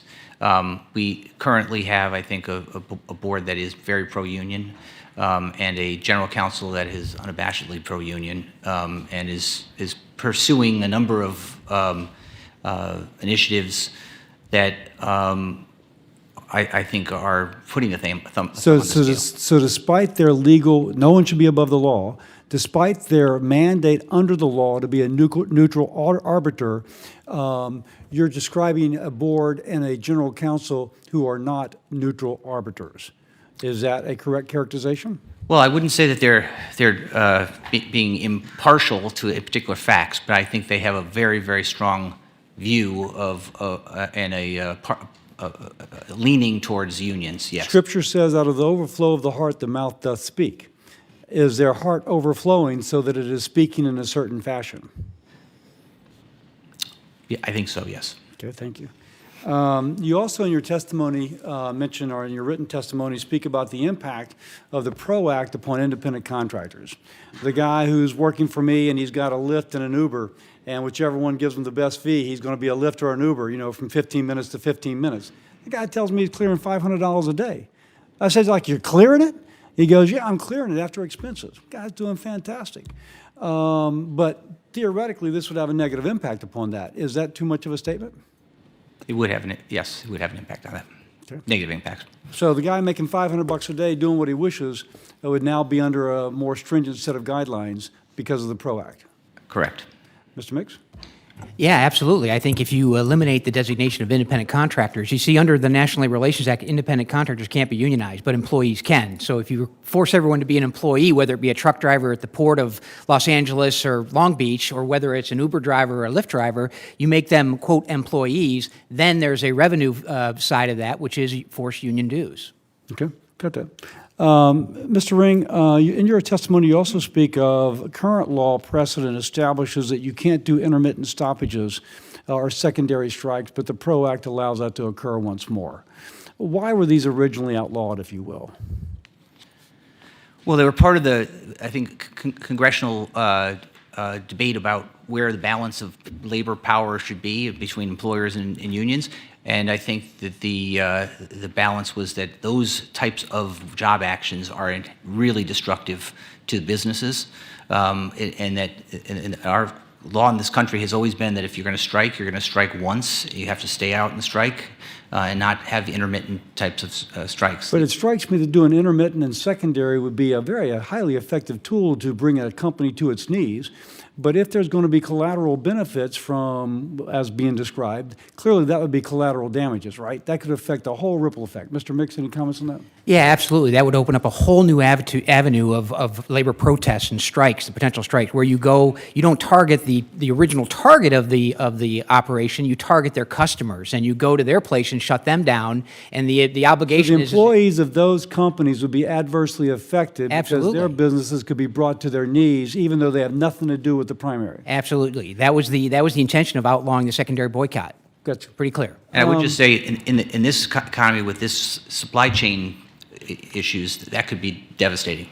Ms. Henry, let me ask you. There's a picket line, Amazon, where somebody was using a bullhorn to harass workers going in. Would you condemn that? Senator, are you speaking of an imaginary example or No, a a real case that you know about? A real example, where a person picketing outside an Amazon facility used a bullhorn to harass a woman as she walked in. And we've spoken about the consequences. We don't want employers harassing employees, period, end of story. But nor should it go the other way. Good for goose, good for gander. Would you agree with that? Well, I'd need to know specifics. He was about using a bullhorn to scream at her. Yeah, I've been on many picket lines, senators, and we use bullhorns in order to communicate But if with you're picketers. screaming at a particular person, I mean, that's a fairly straightforward and it's a real life example. Do you condemn that? But what if the, I think you're going to dodge until we get there, so I'll leave that go. Okay. Lastly, Mr. Ring, and my chair will like this question. One of the things being raised is that it can take up to 400 days for a new union to be certified. And you speak about how NRLB could be improved just by having them focus more and streamlining processes. Is that an issue that can be addressed by streamlining? That did bother me. How would you comment on that?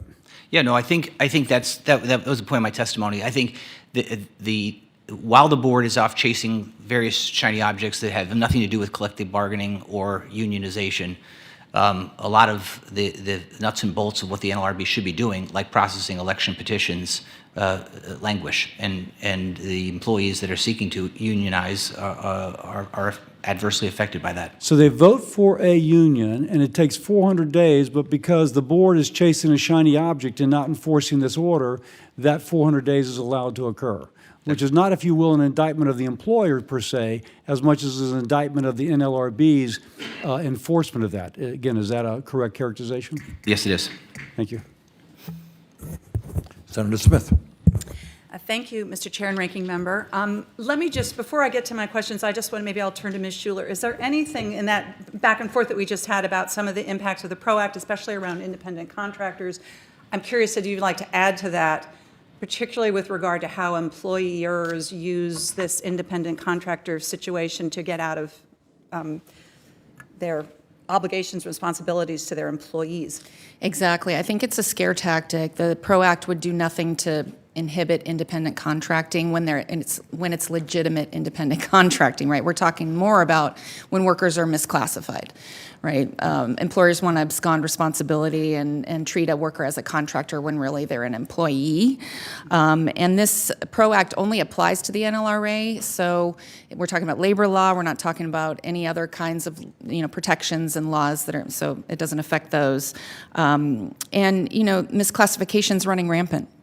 In our economy, and especially as we're looking toward the future of work, where people have to work 2 and 3 jobs now to make a living because they're piecing together independent, kind of contracting gig work. Thank you very much. Mr. O'Brien, I want to ask you about job site safety. So union members understand that their union makes their job site safer, and knowing that they're safe at work, that their workplace is following best practices and has high standards, gives people a sense of security that they're going to be safe on the job. So let's take the situation of Amazon warehouses. A few years ago, the National Employment Law Project and the Atwood Center in Minnesota, this is a community organization that works to build economic power amongst workers in the East African community in Minnesota. They put together a joint report on the human costs at Amazon warehouses in Minnesota, and they found that employees at the Amazon Minnesota warehouses stand a 1 in 9 chance of being injured in a year, and are more than twice as likely to get injured than those at non-Amazon warehouses. So, Mr. O'Brien, could you describe what you've seen as the differences in worker safety in unionized versus non-unionized warehouses, and what the effect of unions are in terms of improving workplace safety? Thank you very much. I appreciate that, Senator. So we represent UPS, which is 360,000 Teamster members nationwide, and they do the same exact job as the Amazon workers do every single day, with the exception that Amazon drivers are independent contractors, UPS drivers are direct employees. But we have mechanisms within the collective bargaining agreement that mandate both the union and the company to work together on safety committees within those facilities to address safety concerns on a daily basis, such each and every shift.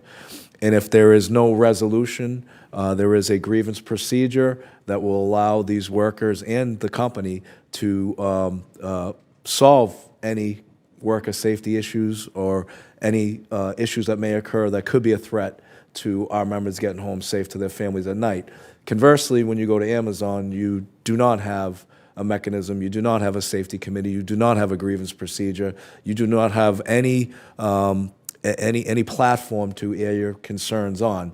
And in some instances, and there's many charges at the NLRB, where people have voiced their concerns and their safety, they've been terminated and let go. So not only the unionized workforce, there's checks and balances on both sides, but we are a pure example that in many, many situations, we work collectively with the employers to ensure that their investment of their employee and our health and safety of our member are running parallel with the same goals and objectives. So part of what's happening is that you've got to, I mean, who's going to know better than the employees that are there in the warehouse how to keep themselves safe? They're going to be able to make suggestions to the management and workers together come up with a solution that makes that workplace safer. That's what you're describing. Exactly. And did you happen to know, do you have any data about what you see in terms of safety record in UPS warehouses? Or Yeah, I know UPS has a very clean record. I mean, look, like every workplace that's productivity driven, there's going to be issues, there's going to be injuries. But as long as those issues and injuries are dealt with and fixed, I know that Amazon has the highest rate of violations Right. In OSHA. I don't have the exact number, but they are in first place, so to speak, in a bad situation. And as you know, we found in Minnesota, I mean, 1 in 9 people being injured in a year. You know, I mean, that's a lot. And it goes to show, I think, that when you have when you have workers represented, you are going to have that good back and forth that allows people to be safer, and that's good for business and that's good for the employee. Well, I think it's important too to notice that, you know, when you're collectively training workers to work safe, that's a benefit for the company as well, because there's longevity that's associated with working safe and showing up every day. Thank you very much. That's an added plus as well. Thank you, Mr. Chair. Thank you, Senator Smith. Senator Brunn. Thank you, Mr. Chairman. Enjoyed our conversation from the other day, Mr. O'Brien. Same here, sir. Yep, and I've been clear that when it comes to large corporations and the ability to effectively bargain with them, there's no replacement for a union. It's important. We also had the conversation knowing that I built my business up from the very grassroots level, and I think I made the statement, I never could tell the difference between blue collar and white collar because we work together that well. That's why I've never had trouble hiring people into the business that 3 of my 4 kids now run, along with a good young executive team. So these issues, this tug of war, especially as many industries have gotten very concentrated. You know, even to the issue that was the biggest deal to me was the high cost of health care. And Senator Sanders and I have talked about that. It's a broken industry. Larger and larger companies control it. Even the practitioners, nurses and doctors, are having second thoughts about whether they want to invest all that time, especially doctors, where you're post undergrad, you're spending a minimum 4 to 5 years, a specialty up to 9. And many think that they should still have their own business, and increasingly are having to work for corporations that keep depressing their fees. So I understand the dynamic, but I don't know that we talked about, and I'd like anyone to weigh in on it, would be that other end of the economy, the gig economy, the independent contractor, and I know that gets to be a more difficult discussion. Most small businesses, my wife's had one for nearly over 40 years, and she's been an entrepreneur longer than I have. They make their living out of it. So that is their wage. And I'd just like you to weigh in on, you know where I'm at when it comes to collective bargaining with large corporations. But then when you try to maybe collectively put individuals together and take that same philosophy, I don't know that that need is there. And I also would like your opinion of when it comes to that individual earning a living, that is about like the blue collar worker in the sense that they're both trying to accomplish the same thing, pay the bills, not necessarily a return on investment. Mr. O'Brien, do you want to start with that? Yes, sir. Thank you very much, and I appreciate you taking the time out of your schedule last week to meet. And I just want to know for the record that you were very supportive of our Teamster rail workers and their plight to get sick time, and I believe because of people like yourself who were able to achieve some of that stuff. Look, I know your history pretty well, and you're an employer that does right by his people, from what I've heard, and that's commendable. Unfortunately, there's a lot of more employers that don't take that same philosophy, and the one good thing that I've learned from you, and you just stated here, that it's going to be a generational business, right? And it's going to provide opportunity, and you're going to provide those core values and direction to the next generation, which is great. Look, I don't think anybody's trying to impede on anybody's right to be an entrepreneur or to have their own business. You know, that Lyft Uber model that Senator Cassidy described, the $500 a day, $500 a day does seem like a lot of money. But when you factor in, you know, expenses, no health care, no benefits, these workers are coming to us. We're not soliciting them. But as far as the entrepreneurial stuff goes, I don't think we're looking to impede anybody's ability to be an entrepreneur, to have a small business. Most of the people that come to our organizations come to us for a reason or a violation or a grievance that they can't deal with their employer one-on-one. We are not out there seeking, you know, to destroy anybody's business. Look, I work with billion-dollar corporations like UPS and many others, the airline industry, and we collectively work together. Why? To create jobs, but also to make their business as successful as possible. Because if their business is successful, our members are going to be successful. So I don't want anybody to think that, you know, we're targeting a certain individual. Senator Mullen and I got into it pretty hard today. I don't condone going to someone's personal home if you got an issue in the workplace. We don't condone that. We won't do it. Okay? But, you know, on the same hand, if people come to us, want to be members of our union because their employers are not providing health care, stealing wages from them, not allowing them to have a voice in the workplace, and not protecting their safety, then we are extremely relevant in that process. Thank you. About out of time. Does anyone else want to briefly weigh in on that topic? I would just say for small business, I think it's just like doctors coming together in a medical association, you know, independent entrepreneurs coming together to, you know, get access to benefits at scale. That's what we're talking about here, is collectively improving our lot, whether you're in a union working in a hospital or if you're a small business person. But the PRO Act would not, as Sean said, discourage you know, independent contractors who are truly independent. I think what we're trying to get at is employers who are misclassifying their workers. Thank you. Thank you, Senator Braun. Senator Casey. Mr. Chairman, thanks very much. President Schuler, President Henry, President O'Brien, and Mr. Ring and Mr. Mix, thank you all for testifying today. I hope I could get to this today, but I may not, so if I'm not able to, I wanted to thank President Henry for her great work on home and community-based services for people with disabilities and seniors, and lifting up that workforce, many of whom are trapped in low-wage work doing the most important work that we could ask anyone to do. So I wanted to state that for the record. I'm a strong supporter of the PRO Act for a lot of reasons, but I was thinking, as you all were testifying and were taking questions and some references to our history. President Schuler, you made reference to the National Labor Relations Act and what the understanding was then. And as you know as well as I do, most everybody in this room knows that the findings spoke directly to the free flow of commerce, that a determination was made by the United States Congress that if you have organizing, if organizing is strengthened, you're going to enhance the free flow of commerce, better for workers, obviously, but better for business, too. We have gotten away from that, but it's still the law. It hasn't been repealed yet, despite efforts, I think, to do that. And I also think it's important to point out for the record that a lot of your unions all of your unions, on a regular basis, advocate for all workers. When you stand up for the minimum wage, your workers don't need an increase in the minimum wage directly for them because you've already bargained and negotiated for that. But you're standing up for other workers who don't have a raise in the minimum wage.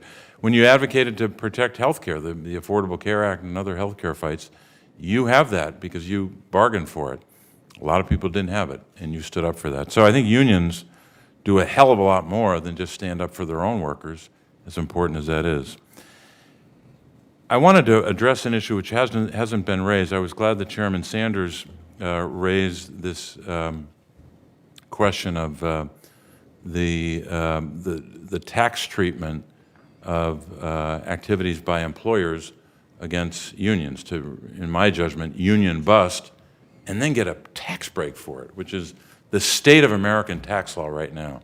So in the same country where you can get a tax break for that, a corporation can't get a tax break for giving a campaign contribution, nor should they, but they can get a tax break if they hire a consultant to bust a union. That is perverse and wrong. But I wanted to move to another issue, which is employers using invasive technology and other practices to monitor what their workers are doing. Here's some of the examples of that. Employers are using these kinds of technologies to violate, monitor, and preempt workers' right to organize. Amazon workers are being fired by bots, not by people, fired by bots. And those same workers are left with few options to dispute employment decisions and to speak to a human manager to understand how the decision was reached. Here's an administrative law judge in Buffalo with regard to Starbucks. This is a judge. These aren't my words. These are the words of an administrative law judge. Starbucks used headsets to, quote, closely supervise, monitor, and create the impression that employees' union activities are under surveillance, unquote. So not just what workers are doing on the job, but even their union activities become the subject of that invasive and exploitive surveillance. So I have a bill to do that. It's the Stop Spying Bosses Act. I can walk through the provisions of it, but I think it's more important to ask either President Schuler, President O'Brien, or both, do employers' invasive workplace surveillance tactics, some of which I itemize there, do those efforts impact workers' rights to organize?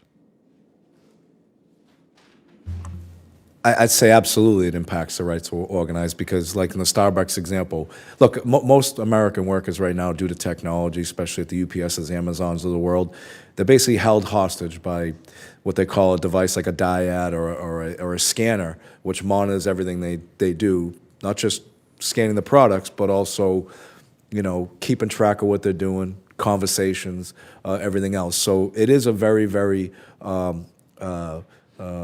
evasive process, and it's intrusive, to say the least. And, knowing that someone's listening to your conversation, knowing that someone's watching everything you do, especially in a non-unionized, a non-union facility, that is impeding your right to talk to your coworkers, to also, and then they can utilize whatever lingo that you say and make their own determination and say, look, they're trying to form a union here, we're going to get rid of them. So it's very evasive, it's intrusive, and even in the unionized workforce, which is important, like UPS, for instance, we're going into bargaining, one of our biggest issues, and we know that technology plays a factor in those jobs where, they're monitored, told where to deliver a package and everything else. Now they want inward-facing cameras. So it's not just being evasive in an organizing drive, it's what we do to protect all workers from intrusion of their employer. President Schuler, I know we're out of time, but anything quickly? Yeah, just that this is a bipartisan issue. The surveillance of people in the workplace and privacy is a bipartisan issue, and we should be all afraid of predictive analytics and how the data is going to be used for all things. Thank you. Thank you, Mr. Chairman. Thank you. Senator Markey. Thank you, Mr. Chairman, very much. This hearing is personal for me today. Workers across the country, across my home state of Massachusetts, are standing up for their rights as workers. My father, John Markey, was a union leader. he served as vice president of the United Electrical, Radio, and Machine Workers of America, Local 272 in South Boston, Massachusetts. He worked hard. He used to tell me, Eddie, you can't beg for your rights, you have to fight for them. Which is why I'm so proud today, because I recognize my staff efforts to organize a union in my office. We're the first office in the United States Senate to do so. And I applaud these passionate, dedicated workers who are exercising their rights to organize through this fundamental, critical exercise in democracy. And I'm proud of my staff for embodying the commitment not to agonize, but to organize, to set an example. And I recognize their effort to unionize, and I look forward to engaging with them and with the Congressional Workers Union. Ms. Henry, airport workers, they're unsung heroes. They're overworked, they're underpaid, they're the hidden figures in our aviation history. They don't get to wear glamorous uniforms walking through the airport. And they're concession workers, they're wheelchair attendants, they're ramp agents, they're baggage handlers. They do their job, and if they didn't, the airport would just have to shut down. They're essential. So could you talk about them and the need to have greater protections for them, more rights, better wages, better health care? Yes, Senator Markey, thank you so much. There's 1 million of those workers. They clean cabins too, and they have 7 minutes to get into the airplane and clean the cabin for the turnaround before they have to get out. And workers all across this country are trying to join together in unions in order to have a voice on the job, to protect themselves, and to raise wages. Because in the 70s, every major airline contracted out these service jobs to contractors who employ them at minimum wage, no guaranteed hours, no health care benefits. And we have slowly but surely started to organize in the Midwest along the two coasts, east and west, but we need every airport in this country for workers to be able to join together. And that's why the Good Jobs for Good Airports Act is so essential, and is why we are fighting in the FAA reauthorization to establish a Service Contract Act standard for wages and conditions for all these workers. Because it should not be that contracted out jobs can't have the same wages and benefits with airlines that are earning record profits after having received federal tax dollars to invest in their getting through the pandemic. So I appreciate you leading on that legislation. And I appreciate the SEIU and the work which you are doing. We just have to repay their sacrifices. You know, so many of us just Zoom to work. Yes. 2 years. They were considered essential workers, had to show up every single day, so that the system worked for the people who did go to airports. And they took that COVID home to their families. They saw it in disproportionate percentages, and they were increasingly black, brown, immigrant, female. We know who they are, right? That's right. And they took the risk for all the rest of our families, and they just don't get rewarded in this system. So I'm looking forward to working with you. And Mr. O'Brien, the problem of companies skirting their pension obligations through bankruptcy is an important trend occurring in our nation right now.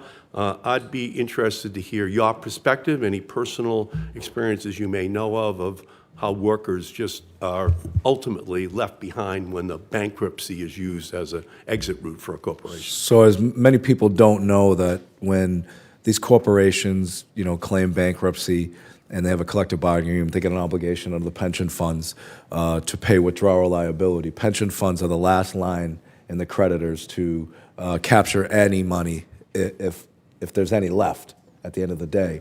And most recent one was the Boston Herald. I think you're familiar with that, where you had 3 private equity companies coming in to bid on the bankruptcy of the Herald. And at the end of the day, the pension fund ended up with like 3 cents on the dollar. And we are still obligated as a pension fund to make our payments regardless of the contributions. So I think we need to reform bankruptcy laws. And I think, under the Americans Recovery Act of the Biden administration, we fixed a lot of those wrong, bad behavior by corporations who claimed bankruptcy and then pointed the fingers at union pension funds saying they were mismanaged. They weren't mismanaged. They were just last in line to get anything, if anything. So I think we need to work collectively to make sure that we have everybody gets their fair share, unfortunately, when a company goes in bankruptcy. Okay, thank you. And thank you, Mr. Chairman.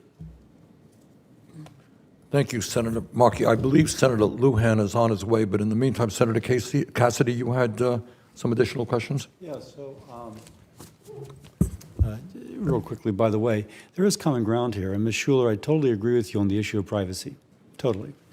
Ms. Henry, I wasn't able to give you detail regarding that which I asked you if you had problems with, but there's a video of an April 2020 episode in which those striking outside of a Amazon warehouse were using a bullhorn, and a gentleman who was, quote, arguing with a female employee called her a gutter bitch, crackhead, and stupid.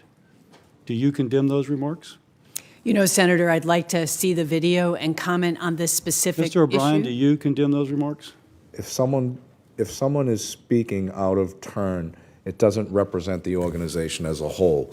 Would I call a woman those names personally? No, I would not. Is it appropriate for someone, we're concerned about harassment of employees seeking to unionize. This suggests that there should be, it's valid to be concerned about harassment of employees who seek not to unionize. I think I heard from you that it's inappropriate, that's more than I've heard, inappropriate, and that it represents the union effort poorly. I would agree with that. I've organized many companies, been on many picket lines myself, and there's been hostile situations, and they work both ways. So we could condemn it both ways. You could condemn it both ways, yes. So, thank you. I agree with that. And Ms. Schuler, would you find that offensive and should be condemned? I think what we're talking about is workers' frustration, and workers are looking No, for we're a voice. talking about somebody calling someone a gutter, bitch, crackhead, and stupid. I don't use that language. I wouldn't encourage anyone else to. And is it wrong? I think name calling is not what we're about in the labor movement. We're about giving workers a voice. Is it wrong? To have call done people this? names, of course. Thank you. I yield. Now, by the way, I'm sorry. My staff will shoot me if I don't get this right. I ask unanimous consent to enter into the record letters from stakeholders opposing the PRO Act and to insert a Reuters article which references the video regarding the strikers' harassment of those continuing to work, of which I just referred to. Without objection. Let me just say a few words. First of all, thank all of our panelists for what I thought was a good discussion. Senator Cassidy talks about an incident that took place where profane words were used, and I think most of us would think that's unacceptable. But I would hope at the same time we would also consider it to be unacceptable that heads of corporations go up to workers and say, you vote for this union, we're going to take your job to China or to Mexico, or we're going to shut down. I would hope that Senator Cassidy and others would understand that that is not only unacceptable behavior, but illegal behavior. And I think at the end of the day, what are we talking about, really?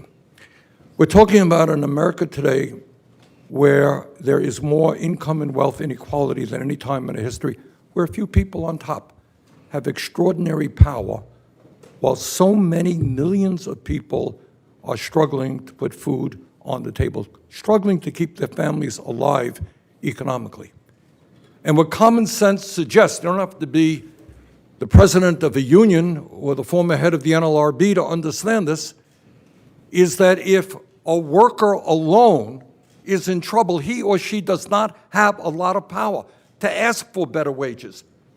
If a worker, and this goes on all over America, has a terrible schedule, and the employer says, you got to come in on Sunday, but that's my daughter's birthday. Sorry, that's what you got to do. What power does an individual worker to say, no, you're destroying my family life? All that unions are about is not complicated, is people coming together to fight for a contract which guarantees them certain basic rights. Mr. Employer, you can't have me come in on Sunday. That's not in the contract. Mr. Employer, you have to pay me the wage that we agreed to. Mr. Employer, you can't fire me arbitrarily because your cousin wants to take the job. That's all that unions do. They bring working people together in an extremely difficult moment in our history to fight for decent wages, and union wages are higher than non-union wages, fight for better benefits, and no question about it, union benefits far better than non-union worker benefits, fight for things like pensions, which are almost unheard of now in non-union companies. So we got to struggle. There's a class war going on, whether we want to recognize it or not. People on top have the money, they have the power, they are spending hundreds of millions of dollars to try to prevent ordinary workers from coming together to fight for dignity. So I want to thank all of our panelists for being here, applaud our trade union leaders for fighting for American workers. And with that, let me state that this is the end of our hearing today. And for any senators who wish to ask additional questions, questions for the record will be due in 10 business days, March 22nd at 5 p.m. And finally, I ask unanimous consent to enter in the record a statement from the National Education Association. So ordered. The committee stands adjourned. Thank you all very much. Thank you.